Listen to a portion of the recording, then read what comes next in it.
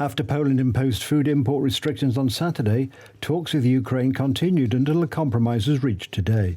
Ukrainian grain entered the food and animal markets through a loophole. So-called technical grain, which is supposed to be used only for industrial purposes, was not subjected to a detailed inspection. Such mechanisms have been successfully negotiated. Not a ton of grain will be left in Poland.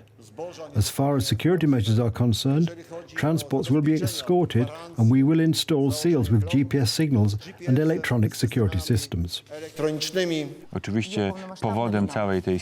Of course, the cause of this confusion is the war, and it's Russia's fault.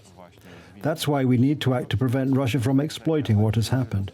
We thank Poland for restoring Ukrainian grain in agricultural transit. We are sure that Ukrainian exporters will do this with full responsibility and in accordance with today's agreement.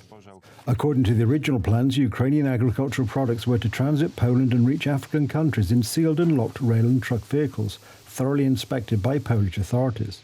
However, Ukrainian grain ended up on the Polish market because importers abandoned transit on the Polish side due to a legal loophole. In addition, there was the declaration of the goods as technical grain, which is not subject to inspection. The World Food Exchanges in France and Chicago have recorded price declines because there is a surplus of grain in Europe. This is due to more Ukrainian grain, but we can't accuse farmers of greed because we all work hard and pay taxes. So we have to look for solutions that help the farmers and don't destroy the industry. The government has proposed a protective shield for farmers, that is, the universal purchase of grain at a minimum price of 1,400 zloty per ton, subsidies for fertilizers, and a ban on the import of products from Ukraine. There will be a 1,400 zloty subsidy for wheat. At the moment, there is a problem with the sale of wheat because the price is too low due to the high supply, hence the subsidies. Right now, the price is too low and farmers are reluctant to sell. No wonder. That's why we want to start these subsidies as soon as possible. The gradual inflow of agricultural products from Ukraine has been continuing since the 4th of June last year. At that time, Brussels approved duty-free trade. The European Commission is contemplating extending the agreement for a further 12 months. So far, 3 countries of the European Union have imposed a temporary ban on the import of Ukrainian agricultural products. Besides Poland, they are Hungary and Slovakia. Bulgaria is also considering such an arrangement.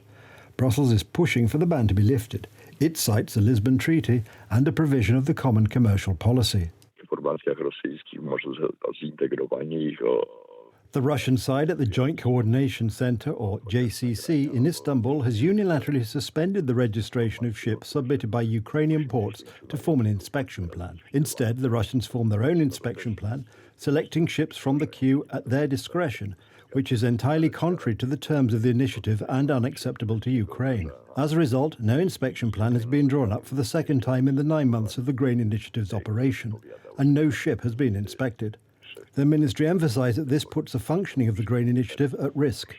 Since November 2022, the Russians have been sabotaging and delaying inspections for various reasons.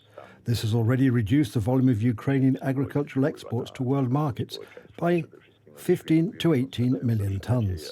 The Ukrainian Ministry of Communities, Territories and Infrastructure believes that Russians are trying to establish control over the number of loaded ships and the direction of the JCC's work, which violates international norms and provisions of the grain initiative, thus weaponizing food deliveries to the world. United States Secretary of State Antony Blinken said Russia is breaking its promises to countries around the world that are dependent on grain that has not been able to get out of Ukraine over the last few days.